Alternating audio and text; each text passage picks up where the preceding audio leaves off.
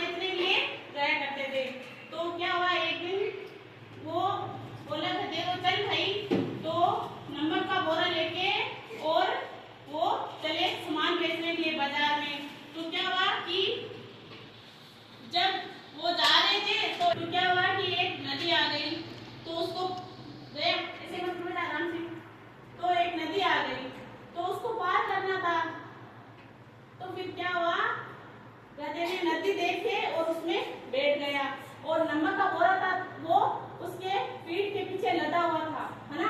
तो जैसे नीचे बैठा ना तो क्या हुआ, पानी था, पानी में वो नमक था ना वो बह गया। तब थोड़ी देर बाद वो फिर खड़ा हुआ तो व्यापारी ने बोला भाई चल भाई हमें चलना है। तो जैसे वो खड़ा हुआ तो उसके पीठ पे वो वजन था ना वो कम हो गया। तो क्यों कम हुआ, क्योंकि वो नमक था जो पानी में बह गया था। तो जैसे वो खड़ा फिर चला, फिर ऐसे चला गया। फिर एक दिन दूसरे दिन वापस उसने जो व्यापारी था उसने बोला कि भाई चल भाई हम और चलते हैं बाजार में सामान बेचने के लिए। तो रुई देखी कि सबने कॉटन रुई, है ना। तो उसके पीठ के पीछे वो लदी और फिर चले दोनों। फिर दूसरे दिन वापस चले तो वो नदी के अंदर वो जैसे ही नदी आई तो उसको पार करने के लिए बोला। तो वो घोड़ा जाके वहां पे और नदी में फिर से बैठा। तब उसने चालाकी सोची। उसने सोचा जैसे कल वजन कम हुआ था वैसे आज कम हो जाएगा रुई का। जैसे वो नीचे बैठा ना तो रुई फिर ज्यादा वजन हो गया उसमें। जो रुई होती है ना उसमें पानी का वजन ज्यादा हो गया और वो भारी हो गई। फिर वो वापस उठा तो उसको वजन लगा पेट के पीछे। तो फिर वो चला, फिर उसको फिर वहाँ मार्केट में जाके वहाँ चला गया, लेकिन उसको बहुत सारा वजन लगा।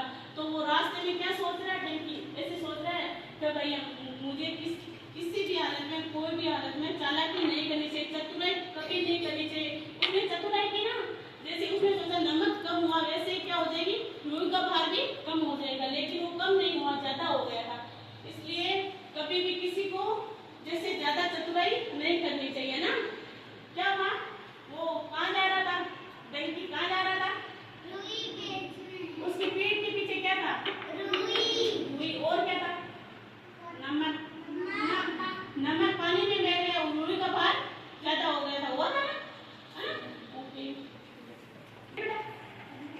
तो इससे इस कहानी से हमें क्या सीख मिलती है, अच्छी नहीं ऐसे मिलती है कि हमें कभी भी चतुराई नहीं करनी चाहिए। जैसे हम सोचते हैं ना किसी जैसे हमें कुछ पता नहीं चलेगा ऐसे, तो उस डंकी को समझ आ गया था कि भाई हमें कभी भी चतुराई नहीं करनी चाहिए। क्योंकि उसने चतुराई की, उसने सोचा मेरे जो पीठ पे वजन है वो और कम हो जाएगा